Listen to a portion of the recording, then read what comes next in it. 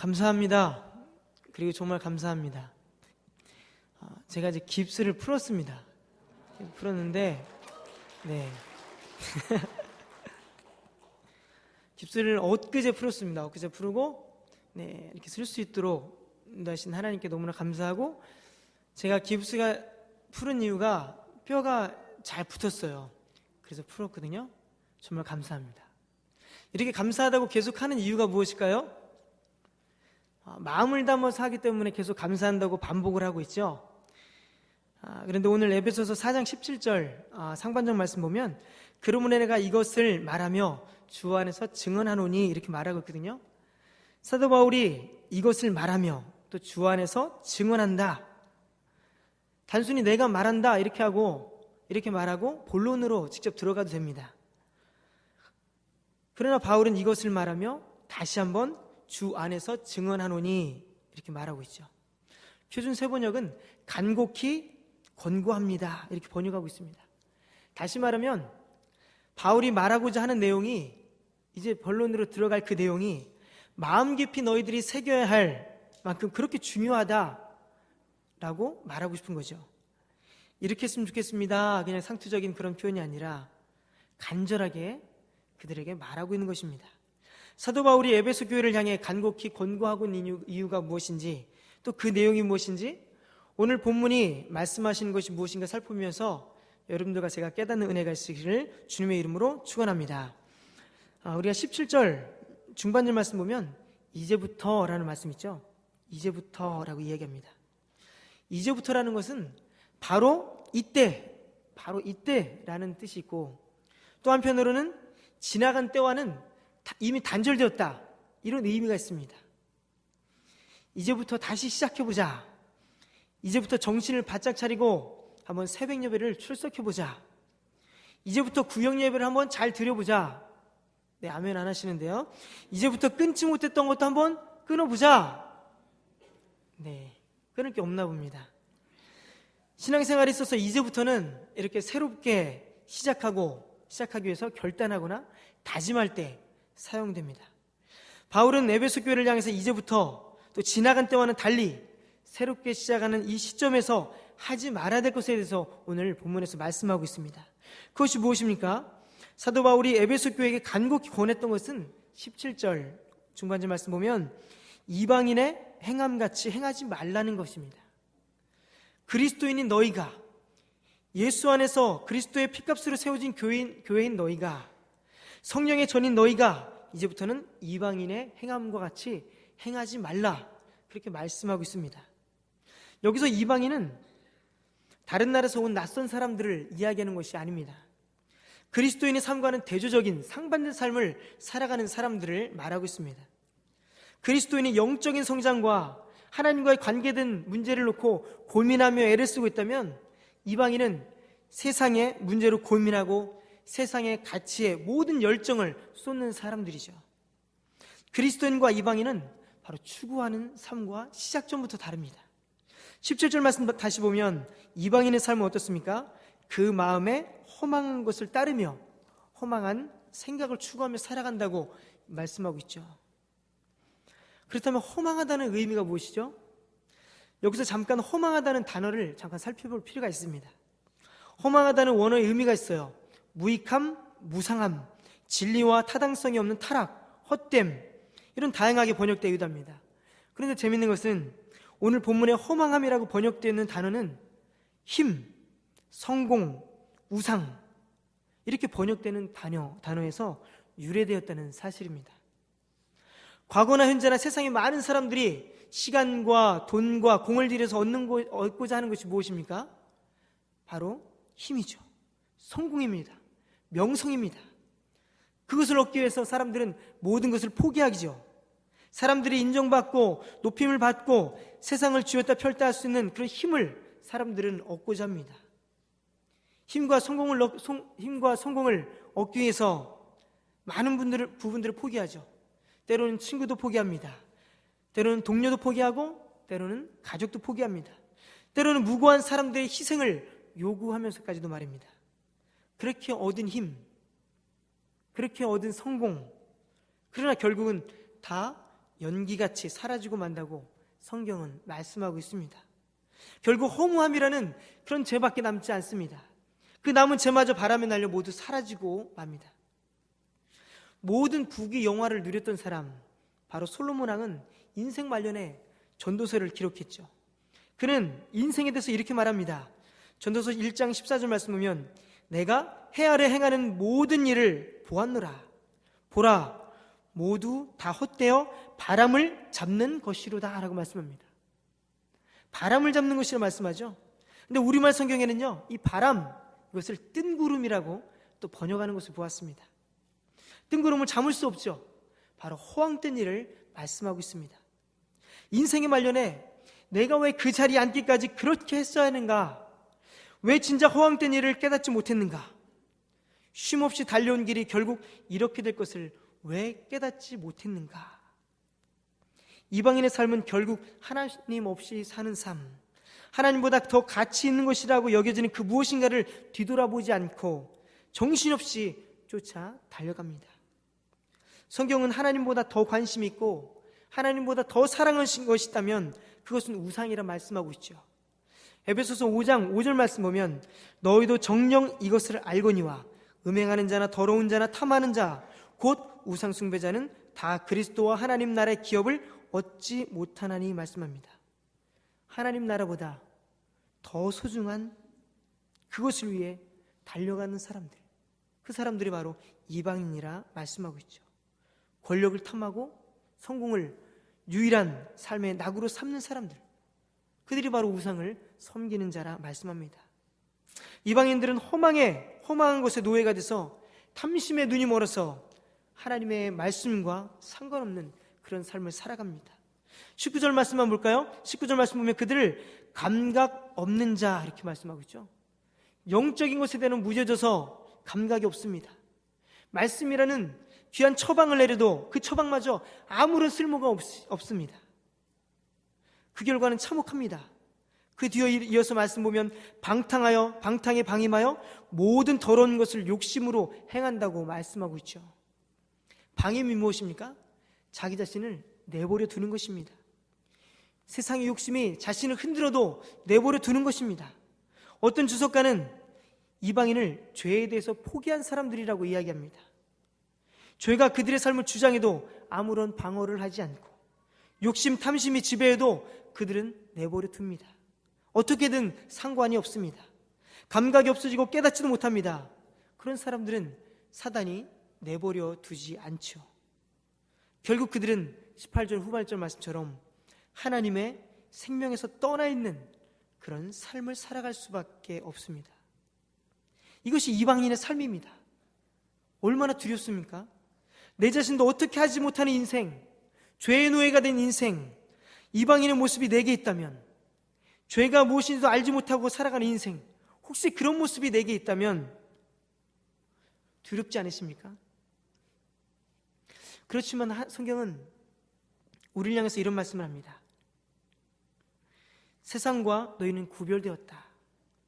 하나님의 부르심을 받고 그 부르심에 응답한 분들이 바로 여러분들이라고, 하나님을 믿는 사람들이라고 말씀합니다. 고린도후서 5장 17절 말씀 보면 예수 안에 있는 우리를 향해 그런즉 누구든지 그리스도 안에 있으면 새로운 피조물이라 이전 것은 지났으니 보라 새 것이 되었도다 라고 선포하고 있습니다. 예수를 믿는 순간 우리 삶에는 전입경적인 변화가 일어나게 됩니다. 그리스도 안에 있는 순간 우리는 새로운 피조물이 됩니다. 새로운 피조물은 예수 그리스도 안에서 이루어지는 하나님의 놀라운 창조의 행위입니다. 이전 것은 흔적조차 없이 사라지고 완전히 새롭게 됩니다. 이방이었던 삶을 청산하고 새로운 삶이 주어졌음을 의미하는 것이죠. 질문 한번 해보겠습니다. 그렇다면 예수님을 믿고 새 것이 되었다고 하는 여러분들, 또 저, 여러분들의 삶은 얼마나 달라지셨을까요? 불법을 행하고 탐심을 행하고 세상의 유혹을 버타며 살아가고 허망한 것을 생각하고 따르는 이방인들과 철저히 분리된 삶을 여러분들이 살아가고 계십니까? 완전히 새롭게 된 피조물이라면 새롭게 되기 이전의 삶은 바뀌어야 됩니다. 우리 가운데 사라져야 합니다. 새로운 양식을 먹어야 하고 새로운 모습도 생겨야 하고 새로운 삶의 방식도 달라져야 합니다. 나비애벌레가 일정한 시간이 지나면 번데기가 되죠.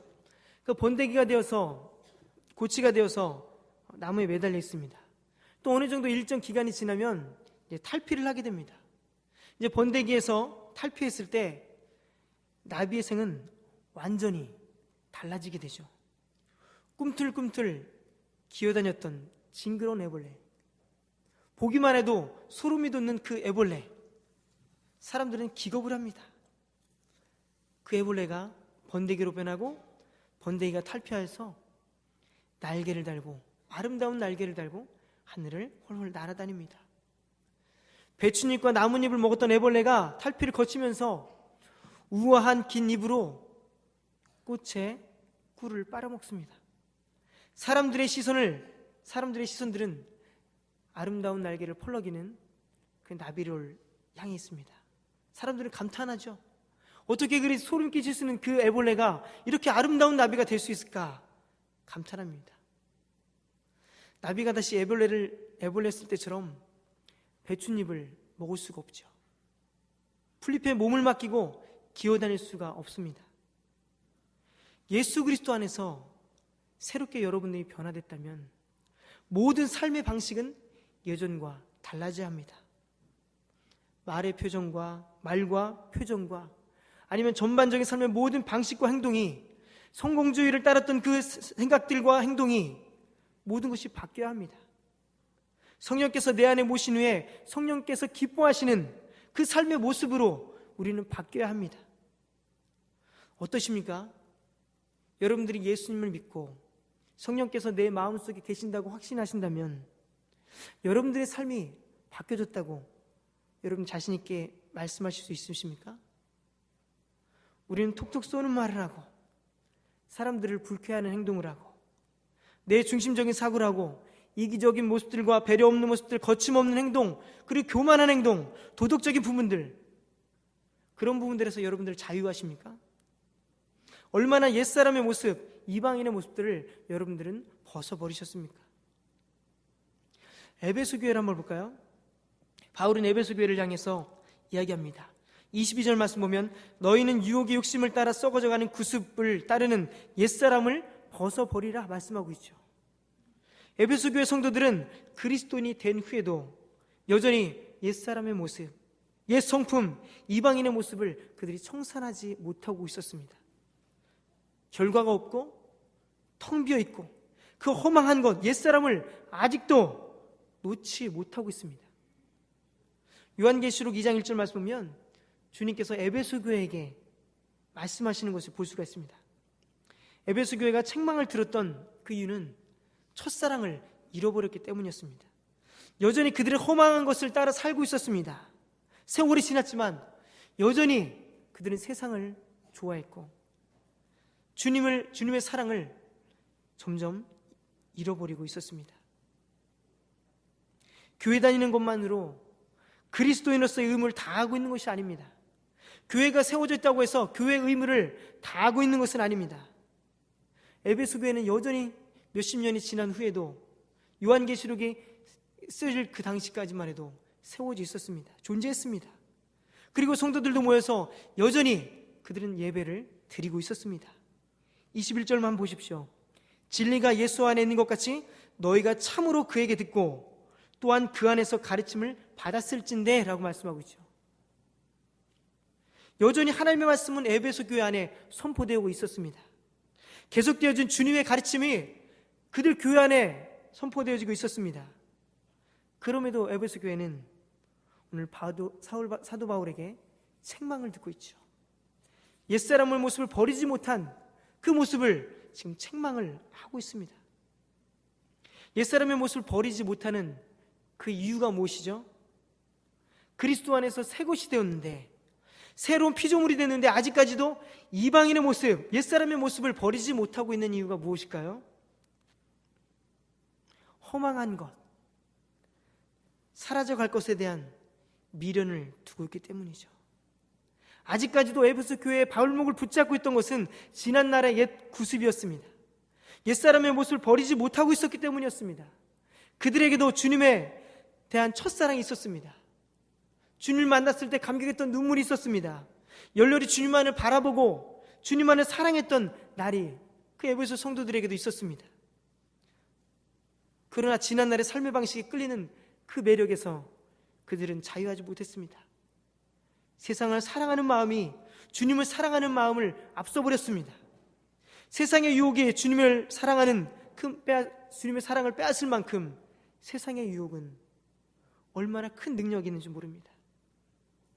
예전에 목사님께서 설교 말씀 중에서 돈 쓰는 재미라는 설교를 하신 적이 있습니다. 세상 사람들이 사는 방식은 피부에 와닿는 그런 육적인 즐거움을 원합니다.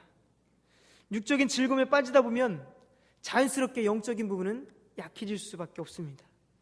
오랜 세월을 교회 다니고 직분을 받았어도 끊임없이 하나님과 만나는 시간을 갖지 않게 되면 육적인 감각은 우리 속에서 다시금 살아나게 됩니다.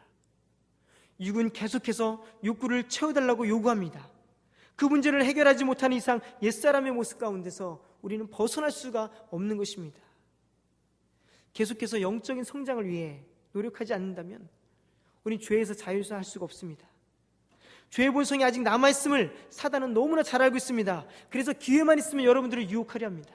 힘과 돈과 명예를 얻기 위해 노력하라고 계속 부추기고 있는 것입니다.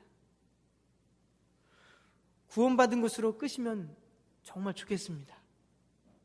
제가 구원받은 것으로 끝나면 이 세상 아무렇게나 살아도 되면 정말 좋겠습니다. 그러나 하나님은 그렇게 말씀하지 않습니다. 계속해서 영적인 싸움을 하고 달려갈 길을 달리라고 계속해서 말씀으로 여러분들을 채찍하고 계십니다. 디모데후서 4장 17절 말씀 보면 나는 선한 싸움을 싸우고 나의 달려갈 길을 마치고 믿음을 지켰으니 라고 사도 바울은 디모데에게 말하고 있습니다. 내가 달려갈 길을 마치기 전까지는 계속해서 영적인 싸움이 여러분들과 저에게 있습니다. 믿음을 지키기에 무단히 노력하지 않으면 죄의 유혹 속에 넘어갈 수밖에 없습니다. 사단이 기뻐하는 일을 할 수밖에 없습니다. 세상에서도 최고의 자리에 오르기 위해서 끊임없이 수고하고 노력하는 애씀이 필요합니다. 영적인 일도 마찬가지죠. 주저앉고 싶을 때도 있죠. 끊임없이 하나님과의 깊은 교제 가운데 있기를 사모하시기 바랍니다. 그분의 음성을 듣기를 사모하시기 바랍니다. 본문 24절의 말씀처럼 하나님을 따라, 어떤 번역에는 하나님의 형상을 따라라고 말씀합니다. 하나님을 따라 의와 진리의 거룩함으로 지으심을 받은 새 사람을 입기 위해 최선을 다하기를 바랍니다. 옛사람, 이방인들의 모습, 그 모습들이 우리 가운데 아직까지 남아있으십니까? 베드로 사도는 이렇게 고백합니다. 너희가 음란과 정욕과 술취함과 방탕과 향락과 무법한 우상숭배를 하여 이방인의 뜻을 따라 행한 것은 지나간 때로 족하도다 하라고 말씀합니다. 우리의 옛사람, 이제 새 사람이 된 우리, 이전에 지나간 것들 다 그것으로 족하시기 바랍니다.